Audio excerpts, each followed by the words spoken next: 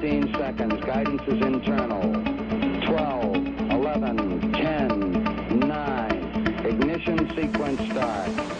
6, 5, 4, 3, 2, 1.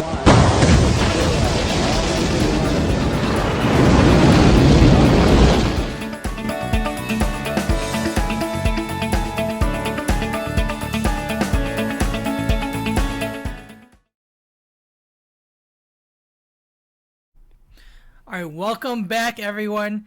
New season 2020-2021. We're back with our weekly content.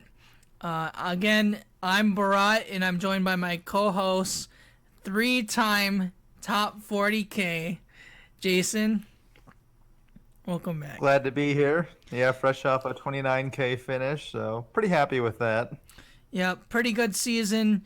Again, if you guys aren't familiar with the channel, we are a fairly new channel. We just started this year. But we've been doing Fantasy Premier League for over probably around 15 years. Plenty of years in the official fantasy game. We started around 2013 there. But prior to that, we were doing Fantasy League on Yahoo, right, Jason? Yeah, we did Yahoo. I can't remember, starting like in what, 03-ish, 04? My guess is actually the days. 2002-2003 season was probably when we first started. Gotcha. Fantasy sports is like, I think it started in the United States. I don't know. That's my opinion with fantasy football, like NFL football. What do you think? I'd have to look up the history of it, but Yeah. I think fantasy baseball might have been the first game. Oh, you're right. Like way yeah. back in the day, like late 70s, early 80s maybe. Jeez, I didn't know it was that old. Yeah. But definitely, yeah, I think US mainly first started it. Anyways, today we're going to be talking about our early squads. Mine isn't so complete, but Jason, what do you think about yours? You think your squad's a little more complete?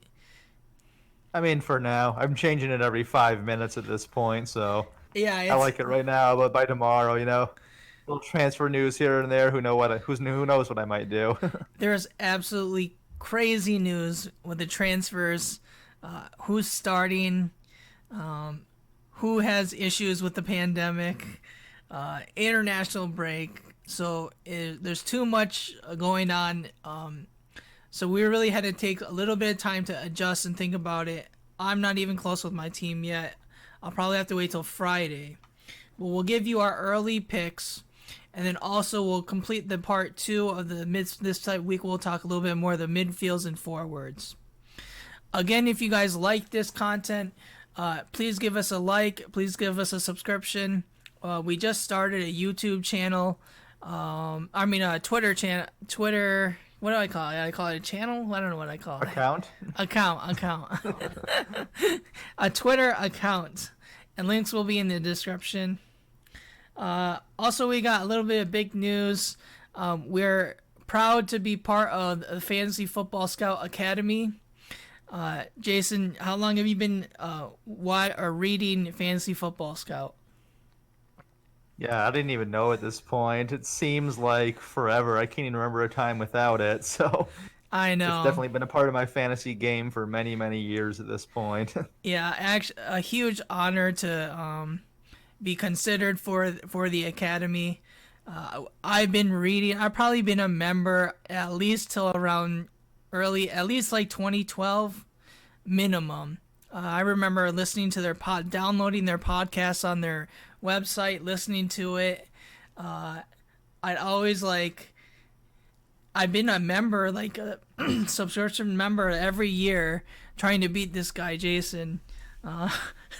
Usually it doesn't, I think I only got one up on you only 1 year, but I don't think you did. 2 years ago, man. 2 years ago. Okay, yeah, 2 years ago. I think you did. Yeah. Okay, fine. But it's definitely been an excellent tool. Their members only page. If you guys are a fan of the Premier League and fantasy sports, you should definitely check out their website as well. Absolutely, yeah. Link will be in the description as well for that, in case you don't know where to go. Okay, so let's continue. One more thing, guys. If you guys think you can compete with Jason and myself, you guys want to test your skills, you want to join a league, it'll be super fun. Our league code's going to be 3PZ3CX. Yep, link will be in the description for this one as well. But yeah, we encourage you all to join, play against us, talk trash in the comments if you're beating us, which you probably will be. It'll be a lot of fun. Yeah. I hope. I mean, I hope I do well, but for sure you can. Everyone's got a shot. New season. All right. So we kind of talked about this on our last video, the schedule. Jason, anything change in your mind in terms of the schedule? For me, no, nothing really has changed. I still like Southampton, Spurs, and Wolves after week 2. Those are all some of the standout fixtures for me. Once again, in case you're new, watch out for the blank game week 1 for Man United, Man City, Burnley, and Aston Villa. No double game week has been announced yet, but just know that'll be on the horizon at some point. Oh, that's true. I totally forgot about that. Yeah, that's pretty big. It'll be interesting when they announce that. I see the only other thing I'd say about this schedule is Arsenal look amazing game week 1, game week 2, but then game weeks 3 to 7, I would avoid unless you have high confidence in one of their players. Yep, it's a rough run right there. Yeah, Spurs definitely seem a super solid schedule to begin. Yep, absolutely. All right, let's move on. So, Jason, tell me a little bit about who's on your watch list this season for your midfielders. All right, so here's my watch list, kind of going in order from cheapest to most expensive. So we're going to start off with the kind of the budget enablers. My 2 standout picks are Anthony Gordon of Everton at 4.5 and Harrison Reed at 4.5 of Fulham. So Gordon's not a guaranteed starter by any means. He did get some decent playing time after the restart last year, but I think from like an attacking perspective, he has the most potential of any of the budgets. So that's why he's my favorite pick. Whereas Harrison Reed's a defensive midfielder who's probably not going to get many points beyond the +1 for a clean sheet occasionally, but he's pretty much guaranteed to start every match, so you know you have 2 points on your bench if you ever need it. Kind of moving on to the next slightly more expensive tier is Tomas Suchek of West Ham. Now, I don't think he got diagnosed with COVID. He didn't test positive, but he was around someone who was. Yeah, I think he was just exposed to COVID. So he may be missing week 1. I have not heard an official announcement either way yet, so keep your eye on that. If he's cleared and good to go, West Ham's fixtures aren't the greatest, but with the way this guy scores goals, I think he's kind of fixture-proof because it's almost all on set pieces. He's just a big dude who heads the ball and causes chaos in the box, so he can kind of score on anyone in my mind. Yeah, he had an interview like right before international break. He was pretty much saying like he's looking forward to the season and getting goals. So it's definitely on his mind. Definitely an excellent set pieces. Absolutely. So yeah, if we get positive news on him before the season, I might sneak him back into my team. Mm-hmm. Next one is the guy I put in for him, Alan St. Maximin of Newcastle. So originally I was kind of off him because Newcastle were looking horrid, but Project Restart, they started to attack a little bit more than what they did earlier in the season. Then in the off season, they added Callum Wilson and Ryan Fraser to their attack. So they have St. Max is finally surrounded by some good players who can actually do something. So I think that's really going to help his assist potential and kind of open up his fantasy game a little bit. So I'm pretty excited about that. Yeah, that's going to be definitely someone to watch out for. Newcastle have a lot of interesting transfers going on. Callum Wilson is a proven striker, So it's gonna be a fun times to watch him. Yep. I guarantee he'll score more than the 2 goals of Joe Linton last year. All right, continue, man. Yeah, so next tier, first I have Mason Greenwood at 7.5.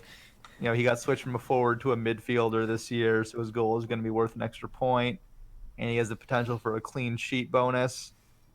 Really key. I'm not putting him in my team right now because A, they have no fixture in game week 1. B, the Sancho rumors, just won't go away. If Sancho Yeah. comes in, that's likely his spot. So What do you think? keep him You on the think back burner. you think he's coming? You Just know, a gut feeling. Just give me your gut feeling. gut feeling says 60-40, yes. I think there's a slightly favoring him coming right now, but it's gonna be close. We'll Yeah, see. I mean, you've been watching or you've been seeing Romano's tweets, right? This today he kind of tweeted that Sancho absolutely wants to join the club. He's had personal agreements for months now. It's just that 120 million. They just want that 120 million price. Yeah, so it sounds like United wanted to kind of get that paid with add-ons, but yeah, Dortmund want 120 million. It can be in installments, but just none of these like crazy Ed Woodward add-ons like the Ballon d'Or clause, the Champions League clause, and all the other various clauses he loves to have. Yeah, I think that was something that they were saying too. Like they want it straight up 120. Yep. I think it's gonna happen, but my guess is it's not gonna happen till the last week of the transfer window. That would be classic Man United in the transfer window too. Saving it for the All right. last hours and failed fax machines. Yep. All right, continue. So next up, the new guy, James Rodriguez, came in at only 7.5, so it's a pretty nice price point in my mind. He's struggled You with think health so? and form recently, but I think going to Everton, kind of being the main man, could kind of rejuvenate his career. You think he's the main man of the team? Well, I think he's going to be the hub of creativity. That's true. I would argue, Richarlison is like the main threat going up the field, Yeah, yeah. but Rodriguez is going to be the guy assisting him and Calvert-Lewin. I'd say Richarlison is the franchise player, but James is going to be on set pieces. He's excellent on set pieces, Yep. and Calvert-Lewin's going to be a great target man in my opinion. Speaking Yeah, of so set Calvert-Lewin, pieces, yeah. yeah, he'll be decent. Tell me a little bit about Ziyech. What do you think of him? So I like him. Obviously, he's injured right now, so he's not going to go on my team until he can prove he's healthy. I think they said he might miss the first couple weeks, possibly. So just keep an eye on the situation. But as the season goes on, I think he has a definite, definitely like a definite way to like get assists and kind of be the creator at Chelsea. He tends to assist more than he scores, but he's definitely going to be involved in a lot of goals, either from the right or through the center.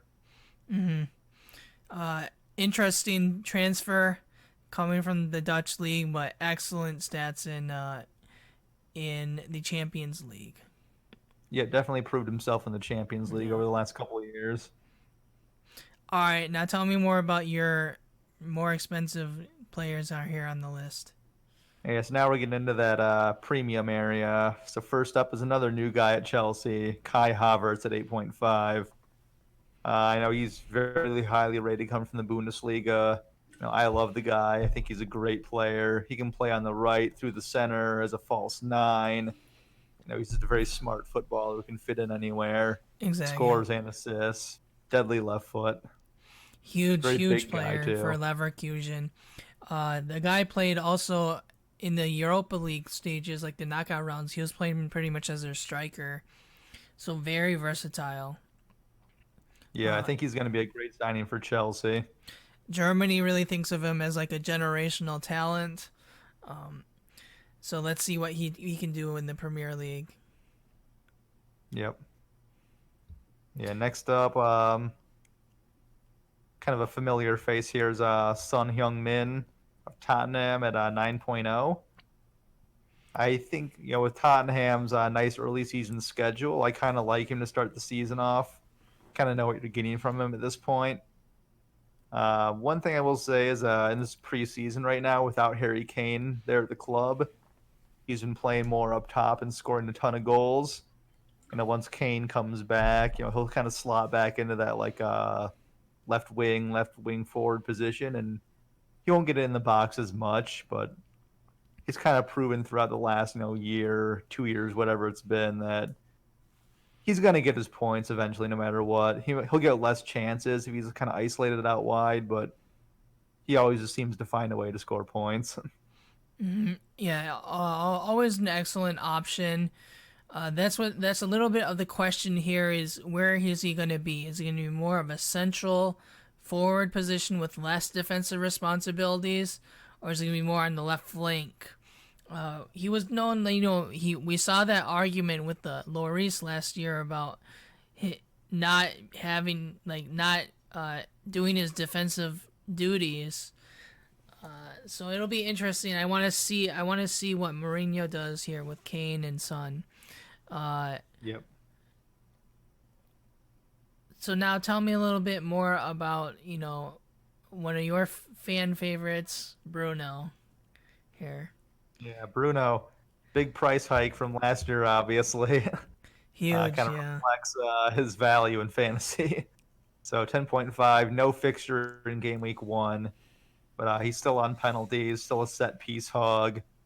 United's schedule gets pretty decent early season, so I think after game week 1, you might want to look to get this guy in. I think he's going to continue where he left off last year, just scoring lots of fantasy points. For sure, excellent choice. Right now, I have him on my squad. Oh, game week 1? Wow. Yeah, someone on my bench. All right.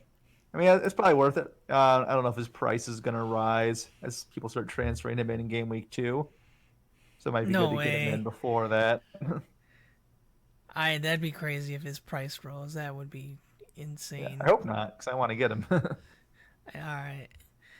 Now, a little bit more of the consistent Kevin De Bruyne, and maybe not the best year for Raheem last year, but we all know how deadly he can be. Yeah, so these City guys, once again, obviously no fixture in game week 1, so you're not going to find them in a ton of teams yet.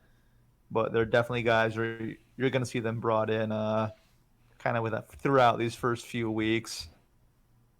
I like Kevin De Bruyne a little bit better. I think his starts are a little more secured at this point.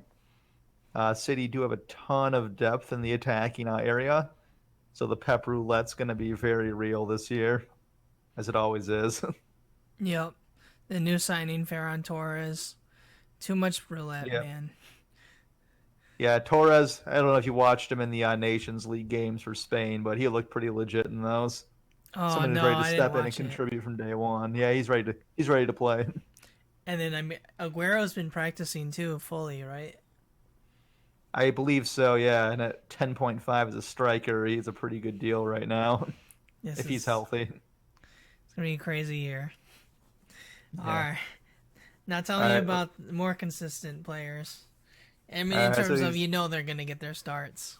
So we have the heaviest of heaviest hitters and probably some game week 1 options you want to most look at. We got Aubameyang, Mane, and Salah. So Aubameyang, now classified as a midfielder, previously as a striker. That's only going to help his value, getting that extra point for a goal and the clean sheet bonus possible. So I think, especially when he has 2 great fixtures to start the year, so getting this guy in your team could get you a very fast start. Then between Mane and Salah, I think it's an either-or proposition with these guys. Mm-hmm. I've kind of flip-flopped back and forth a lot throughout the preseason. Mane's kind of looked better in the preseason. Salah had a ton of opportunities in Project Restart, but still Mane outscored him, just being a little more sharp and clinical. So it's tough to say. Right now, I'm leaning towards Salah because he's probably going to be taking more penalties this year, which is kind of what tipped the scales in his favor for me. Yeah, once you mention the penalties, it's kind of not fair. Like you gotta go Salah. I mean, unless you made the only point you made last video was the differential. Like everyone's on Salah, so Mane could be an incredible differential. Yeah, definitely. Salah has the huge ownership numbers. Mane's down in like the low teens, I think, last time I checked. So yeah, that'd be a great differential, Currently, especially if Salah starts out slow. currently I have a team that has neither Mane or Salah. Just a That's little, interesting. just a little theory team. I'm not sure if I'm gonna rock with it, but Okay. we'll see what happens. Okay, Okay. now tell me more about the forwards here. All right, so I'm going to start this off by saying midfielders are where it's at this year. That's kind of where I'm spending most of my money. But that being said, let's get into the forwards. Same format. Let's go cheapest to most expensive. So this first one's kind of a punt. Ryan Brewster of Liverpool. I have him listed on here in the hopes that he gets loaned or sold to another Premier League team where he's going to start. At 4.5, that'd be great value. Until that deal materializes, though, I would not put him in your team. Next up, we got three 6.0s. And Mitrovic for Fulham, Rodrigo, the new signing for Leeds, and then Che Adams for Southampton. These are all pretty good value guys, and I'd be happy to have any of them in my team right now. For sure. And this Well, is going to be a huge battle here. This 6.0 is a very tempting price for the forwards. Do you have any idea which one you're leaning towards right now? I mean, I'll have to show you on my team page. Don't want to spoil too much, but let's just say I might be going for more than one. Oh, yeah, I didn't know. Oh, yeah. All right. Continue now. Rich, tell me, you think Richarlison 8.0. What do you think of that price for him? So Richarlison obviously got moved from midfield to forward, which is unfortunate. Loses that point for a goal and the possible clean sheet point. But now I think as a forward, scoring a goal gets you higher on the bonus point scale. So him scoring goals now won't get as many points, but it's more chance for bonus points. But I think the big thing with him, now that Everton have completely remade their midfield with James Rodriguez, Allen, formerly of Napoli, and they just signed Decore as their kind of midfield trident. I think it's going to be very solid, very well balanced, and a lot of creativity in there. So that's only going to help Richarlison and Calvert-Lewin as well to have an even better season, I think. Yeah, definitely. Ancelotti definitely got his players that he knows to like. Allan was one of the best, probably top three midfielders in Serie A that year when he was under Ancelotti. And then James Rodriguez, he had an incredible season with Real Madrid under him. But that was some time ago. I think that was around 2013, 2014. Yes. Yeah. Can't believe it's been that long now, but yeah. Yeah, for sure. Okay. Tell me a little bit more about Ings, Martial, and then you got Werner. Yeah, so first Jimenez, kind of same old with him. He's going to play on Wolves. He's going to be consistent. You can't go wrong with him at 8.5. Yeah, Danny I would say Ings. elite striker, Jimenez. Yeah. The only issue with him is he seems not the best captain material. He always kind of scores like he's known for his like one goals, like Wolves win like 1-0, 2-0. Jimenez up with one goal. Yeah, he never blows up. Yeah, never no like hat tricks, things like that. I'm also a little concerned with the Wolves now that they sold Doherty and Johnny's injured for long term. Both their wing backs are now out. Are they going to attack as well as what they were? Kind of waiting to see on that. Oh, they signed that young striker. Did they sign anyone else? Yeah, Interesting? Fabio Silva. Yeah, did they sign anyone else though? Yeah, they signed a new midfielder. Was it Vitor Ferreira, Vitinha? Oh, interesting. Yeah, I think they're still going to mainly rock with Moutinho, Neves, and Dendonker, I would guess, in the center midfield spots. It's okay. Another thing they don't have European competition, so that's big. That's also true, yeah. Yeah. Yeah, last year they had to rotate a bit in the beginning of the season, but this year that will not be an issue. All right. So Danny Ings, are you high on Southampton like I am, or what? Yep, I'm high on Southampton. I like the team. I like their fixtures early on. Danny Ings on fire last year. I think he's going to continue where he left off. He'd be a great pick at 8.5. Mm-hmm. Martial, you think is he that 9.0 and that move to forward? What do you think? I'd say gobble him up. That man is just confident. He's in form. Just got his first start for France as a forward in a long time. Got an assist. He also forced an own goal out of the keeper after hitting the post and having to bounce back off him. Now, even in Project Restart, he was just full of confidence. Now that he has Bruno and Pogba behind him, feeding him. If they get Sancho as well to feed him, and he's just going to be feasting all year. Would you take Martial and would you take Bruno together, a double up? I think so. Yeah. You think so? Interesting. I'm not so sure about that. I don't think they got the best schedule. I don't know. Yeah, it's kind of middling. It's not the best, not the worst. All right. We'll see what he does. Obviously, he's an excellent player. Just a little bit concerned about that move to forward for fantasy in terms of points. Yeah, I loved it last year, and he was a midfielder at 8.0. Oh, dude. That was like a cheat code. Yeah, exactly. I mean, like Bruno was like, I mean, everyone was like triple up Man United. Like they were all like cheat codes, man. At that point, you had to. They had a lot to play for. They were so cheap, and they just attacked a lot. What a great time there. Yeah. All right, Timo Werner. Do you think this guy could be a cheat code this year at 9.5? 9.5 might be a little expensive to be considered a cheat code, but I do think he's going to be great. He's been scoring for fun in the Bundesliga. He's coming into a nice high-powered Chelsea attack this year. Going to be the focal point most likely. I can see him banging in a lot of goals. For sure. This guy, Chelsea's offense is just through the roof this year. Frank Lampard's got a lot of options, but he has a lot of options on the wings, but when it comes to lethal proven scorer at an international level, he's got Timo Werner, and that's about it. Yeah. I expect Werner to start week out. For sure. I think he's gonna be the consistent starter here for that Chelsea squad. So Jamie Vardy, what do you think at 10.0? Yeah, last season's Golden Boot winner.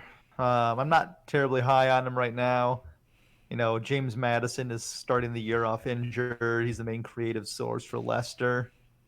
You know, Vardy's another year older. I think he's 33, going to be 34 if he's not already. Yeah, I mean, I'm not opposed to him, but I'm not like running out to get him right now. Just kind of keep an eye on him in Leicester in general.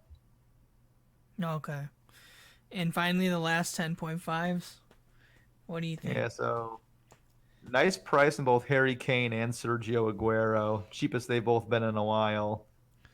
Obviously, Aguero's coming back from injury, so I haven't seen a confirmation he's going to be ready to start the season, but I think he's just about there if he's not already. Still subject to Pep Roulette, obviously, with Gabriel Jesus behind him. And then Harry Kane is going to be the focal point of the Tottenham attack. So I think with their early season schedule, he could be a pretty good value. Let's just hope he plays a little better than what he did for England in the Nations League.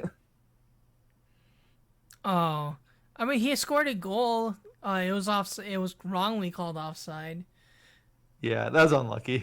Yeah, I think you're being a little too harsh on him there. I know. It was more England's midfield that kind of starved them of all service. Did you know Southgate decided to start 2 defensive mids, 3 center backs? I actually didn't watch. I watched the highlights for England matches. Yeah, that's probably the way to go because it was pretty rough. What I have been watching though has been that Spurs documentary on Amazon. You got a chance Oh, to see nice. it yet? I have not seen it yet, no. Oh man, it's so good, man. You gotta see it. You gotta see it. If you're into Yeah, documentaries and you like sports, it's a must. I don't think it's like quite up there with like the Bulls documentary, obviously, but this one's great too, man. You yeah, gotta check it out. I just saw one clip of Mourinho saying how he likes to have names pronounced correctly and kind of referenced how people always call him Jose Mourinho. Okay, all right, let's move on. That was So pretty you funny. wanted a little bit. You wanted to focus on Ings and Adams here. Yeah, so this is a headache I had for my team. Originally, I had Ings in my team. Looked at some stats, and then in my team now is Che Adams, and here's why. So since Project Restart, average per appearance is what the stats we're looking at here. So first of all, price. Adams is 2.5 cheaper. That really let me reinvest that money in my squad elsewhere. So kind of digging a little deeper, head to head. Expected goals from open play are exactly equal. And the reason I chose open play only is because Ings did have 2 penalties in Project Restart Yeah, as he was chasing the golden boot, which I don't think he's going to normally have this year. So I kind of wanted to omit those to be fair, since I think those are kind of outliers in the grand scheme of projecting this season. and then he's So, not going to be on penalties, right? Is that what I'm hearing? correct. It should go back to James Ward-Prowse, who's their normal penalty taker. Man, I'm still kind of upset. Ings missed that penalty for me. I think it was game week 36 or 37. One of Yeah, the 30. last ones. I think it was 37. Yeah, that was Yeah. rough. I needed Yeah. that. Oh man, he would have had a freaking brace. Yeah, all the more reason for Ward-Prowse to get back on it this year. All right. So Yeah. so you definitely got some stats here. You got a lot of greens on Che Adams' side. Yeah, I definitely didn't cherry pick the ones I wanted at all. No, Tell me, I would say obviously minutes per expected goal involvement go Che Adams' way. Minutes per goal also went his way. The big key though is when you look at all that, Danny Ings still averaged more goals, and that's because Che Adams did not start every match. And that's the yeah, big thing that I'm worried about is his place in the team. yeah, exactly. Like he did get substituted out a lot. The focus of these stats here is only the last 8 or so. Like is Project Restart, but before Project Restart, the guy was not doing well on his debut season. No, he had not scored a single goal until Project Restart. So I mean, with Ings, you're paying for that consistency. You're paying for the longevity. It's a security. Adams is a bit of a risk, but these stats, I definitely agree with you, and I think he's worth when at that 6.0 forward position, which I'd say is a key price point for a forward, given that the midfielders have such weight to them. I would definitely recommend everyone to have at least one forward in that 6.0 price spot. And Che Adams is not a bad shout. Yep. Anything else you want? So it seems like you came to the decision of Che Adams, right? Yep, for me For it was now, Che yeah. Adams. Yeah, it allowed me to get Matt Doherty in my defense, so that was the big selling point. Yeah. Kind of speaking of teams here, this is just kind of my real quick. What if I didn't have Mo Salah theory team? I will Okay. say I'm not as finalized with my squad as I want to be today. Too many transfers, too much news, too many. This guy's gonna start. This guy's gonna start. Oh, this guy's benched. Oh, Suchek's gonna be out. Too much stuff like that. So I just wanted to throw in almost like just a theory team here. I don't know for sure if Saliba's starting. I definitely do want someone from Arsenal. I don't want to pay that. Tierney's like 5.5, I believe, right? Something like that. He's a Yeah, little 5 bit. or 5.5. Yeah, Yeah. I don't want to pay a 5.5, but if I could get a 4.5 Arsenal, I'm on board. Definitely going to continue with the two 4.5 goalkeepers. Yeah, well, I mean, we already kind of talked a little bit about it. Alexander-Arnold is an absolute must. There's some theories, some rumors going on that Burr might start. Yeah, at that right wing back spot. I think the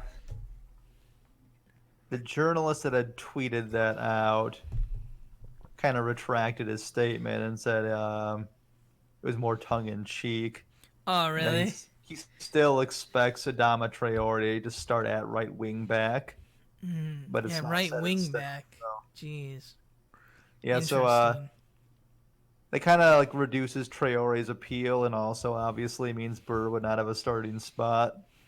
But I'm gonna hold out hope that Burr can lock that down, because a 4.0 Wolves defender would be just amazing.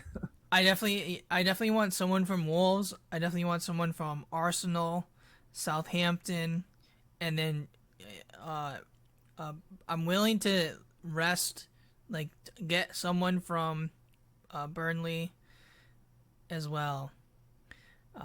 Here I have Bruno, 2 on the bench. I didn't think about that until like just now. I'm probably not gonna do the 2 rested for game week 1. Doesn't seem like the greatest idea. And really 3 if you include Burr in there. What do you mean he's not gonna? What do you don't think he's gonna start game week 1? Burr, no, I think it's gonna be Traore. Oh, yeah. I mean, just a theory team, man. But I mean, like, if you look at what I can do, I could afford Havertz and Werner if I don't have Salah. It's such a good option. Harry Kane's definitely I think more of a consistent option than Son.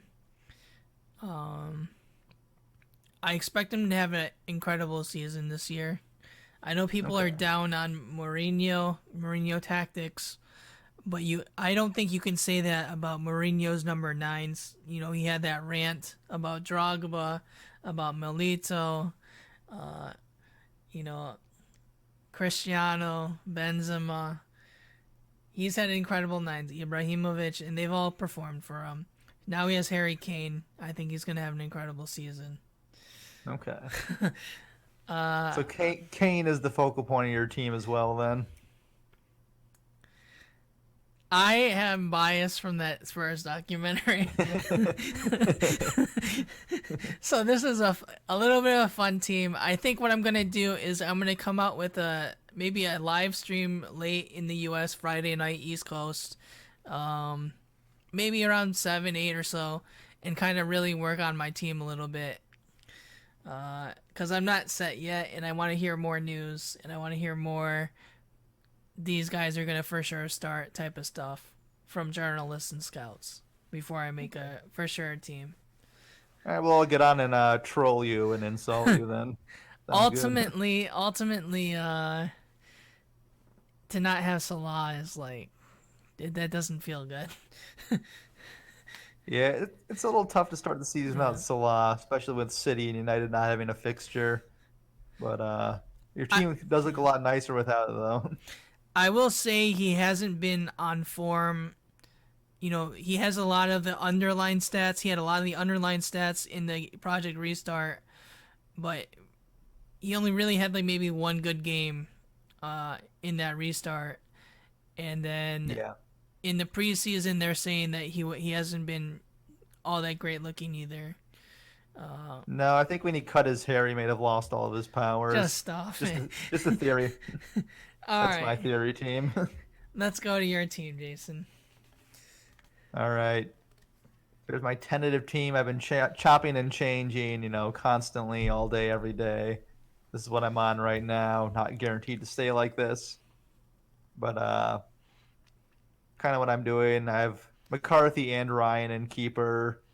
I don't want to go with a 4.0 and, get stuck without someone if, COVID hits or whatever. I want to have bench options if need be. Defense, Alexander-Arnold is a shoe-in. And then for my cheaper options, right now I have Walker Peters. Taylor without a fixture in game week 1, but I like him going forward. And for now, I have a Mitchell of Crystal Palace, who is slated to start the season until Patrick Van Aanholt comes back, which may not be for a couple of weeks, hopefully. And then staying on Crystal Palace, Ferguson, who's injured right now, is also 4.0, but he is slated to start at right back when he's healthy. So you don't usually want to use a transfer to shuffle around your 4.0 defenders, but that's something I kind of am toying around with in my head. And then lastly, I just put in Matt Doherty into my team. Spurs have a great schedule to start the year. I'm not afraid of him losing any attacking returns because I think he's going to keep bombing forward just like Serge Aurier did for them last year. Yeah, for sure. I think he'll be a great source of points. And I expect Tottenham's defense to be tightened up a little bit from what it was last year, so maybe a few more clean sheets thrown in there as well. For sure. They got the holding midfielder now, Højbjerg, correct? Yeah, Højbjerg. Okay? Yeah. Another year under Mourinho. Eric, he kind of has a little bit more of an understanding of his players. Specifically now he's playing like Eric Dier, in a more of that central back position, correct? Yeah, playing there. He also played there for England, so yeah, I think he's getting settled in back there. Yeah, exactly. I like Spurs. I think they probably has the best schedule early. That's debatable though.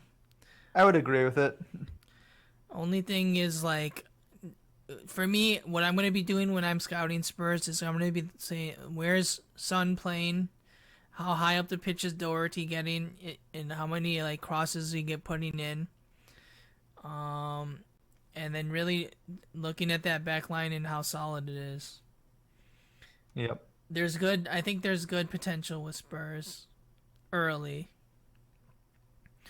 Yeah, I think piggybacking off that to my midfield, I did pick Son.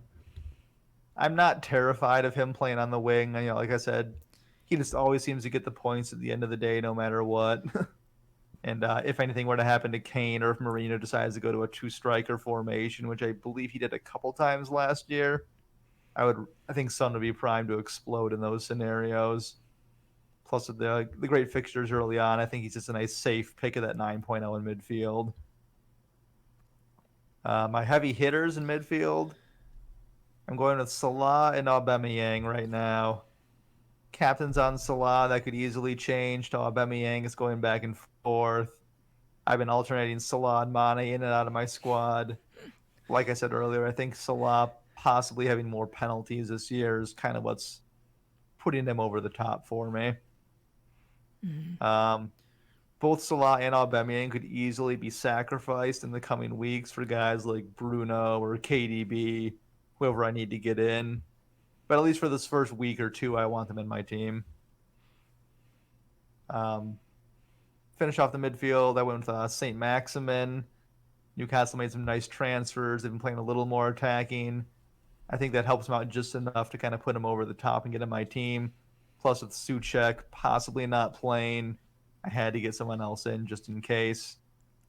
And then Gordon is my last midfielder, more of an enabler at this point. I didn't feel like I need someone who played every week, like a Reed or someone. So I'll go with Gordon. Hopefully he can cement a starting spot in the Everton lineup over the coming weeks and then make a mockery of his price tag. But that might be wishful thinking. Yeah, we'll see what happens with Gordon. I think he did start the preseason matches, but obviously Hamas is in there right now. I'm not super familiar with Gordon. Is he a holding midfielder? Do you know what he is, like box to box? He's more of a winger. He's a winger. Yeah, so in Everton's 4-2-3-1, or even a 4-3-3, whatever they play, that midfield three is probably going to be Allan, James, and Decore. Okay. And then kind of the winger / inside forwards would be Gordon and Richarlison with Calvert-Lewin in front. Gordon, Oh, okay. I He's a believe winger. Gordon's Wow. yeah, I believe his primary competition right now would be Walcott, but or even Walcott's Alex old, Iwobi. man. Walcott is old. Yeah, What do you, Walcott, is he in Alex his Iwobi. 30s? You He think he's might in be his now, 30s? yeah. He's been around forever. One other thing I want to point out with Everton is Ancelotti did say he wants to get Moise Kean more involved this year. So if someone like Calvert-Lewin struggles like he did in Project Restart, I wouldn't be surprised to see Moise Kean get rotated in a little bit more here and there. Interesting. Moise Kean did play a little bit for Italy. He got some minutes. Yeah, full international for Italy, so that's nothing to sneeze at. No, not at all. That I mean, team has been something like, I mean, they drew in the Nations League, but they had something like 7-8 wins in a row prior to that. Yeah, they're always a solid team no matter what. Yeah, for sure. All right. Lastly, we got our recommendations. For me, right now I've got Aubameyang as my captain, mainly just more about form. Like I said, I had Salah. I trusted Salah a lot in the Project Restart, and he kind of burned me in those late games. And then his preseason form hasn't been like all that great. I know he's got all the underlying stats. I know this is friggin' Mo Salah. He's got explosive potential. But Oba, he scored against Liverpool. He was fairly good at Project Restart. So I just think he has a better form. I think the other thing also why a good reason to have Oba and Salah too is like, it's not like Oba didn't go to international break and play right for his country. Neither did Salah. A lot of times during these international breaks, when the players come back to their team, it's they're a little off. You see a lot of crazy results after an international break. You could see a top team lose to a low team, mid-table team. That's not uncommon coming from international break, and that's something you should definitely consider. And that's another reason why I would pick someone that's been training with the team and didn't have to go play for their national team. I got Kai Havertz. German wonder kid. He's impressive. I saw him play against in the Europa League closely with Leverkusen because he was playing Inter. He was playing as a striker. He was definitely deadly. I can see he's got excellent touch. He can create goals and he can score them. He's athletic. He's got height. He's got pace. I don't see Lampard benching Werner or Havertz. I'm higher on those two than, I don't know. I mean, I'm higher on those two than the American, man. That's what I think this season. Yeah, it's tough because I think Pulisic was Chelsea's best player in the Project Restart last year. And I think, once he gets healthy, he's going to kind of continue where he left off. It's just a matter of they brought in a lot of quality around him now, too. So, bottom line is Chelsea's attack is going to be great right now. It's going to be amazing. Explosive potential. It's definitely going to be like the number one scouting match this weekend is what's Chelsea doing. Yeah, and they're all at affordable prices, too. So that's pretty tempting. All right, so tell me a little bit about your recommendations, Jason. All right, so the guy I've been waffling on is Mo Salah. I'm going with him right now, so in that regard, he has to be my number one. Like you said, his underlying stats are just off the chart. Yeah, he hasn't looked great. He looked off form. He's missing a lot of chances, but at some point, you just got to go stats. Like, he's going to follow through on them eventually. Even in a down season for him, he's still insane. He outscores like everyone. So, yeah, him playing bad is still better than 99% of the league. And a huge thing too is he's probably going to be on penalties now. Yeah, if Milner's not getting phased out, then Salah will be the first one to step up if he's not on the pitch. So yeah, that was kind of like my tiebreaker between him and Mane. I do also like that between him and Aubameyang, they're both 12.0.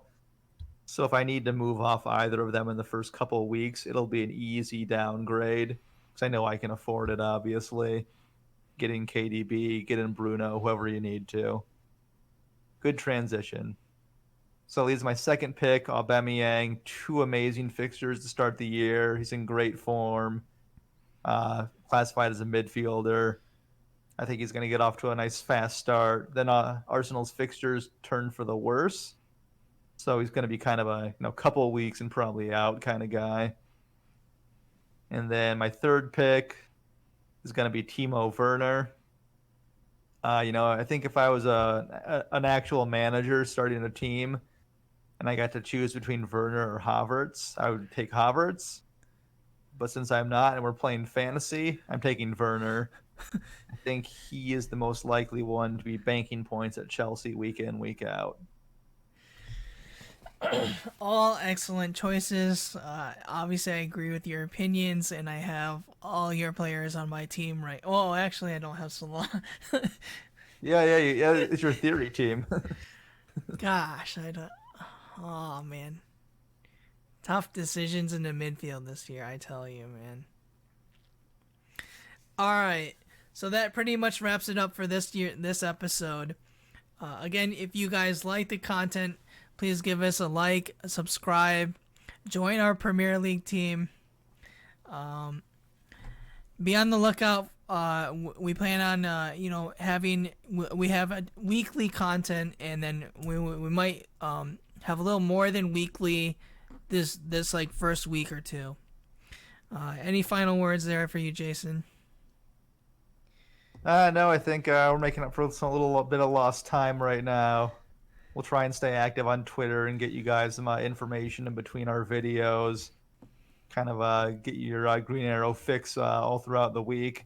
So keep an eye out for that. Like, subscribe, follow us on Twitter. Check out all the links in our descriptions because they're all going to lead to Green Arrows for you. Yes, if you guys are into getting Green Arrows like we're into getting Green Arrows, stay with us on a weekly basis here at American Stock FPL. All right, ciao for now. Take care, guys. See ya.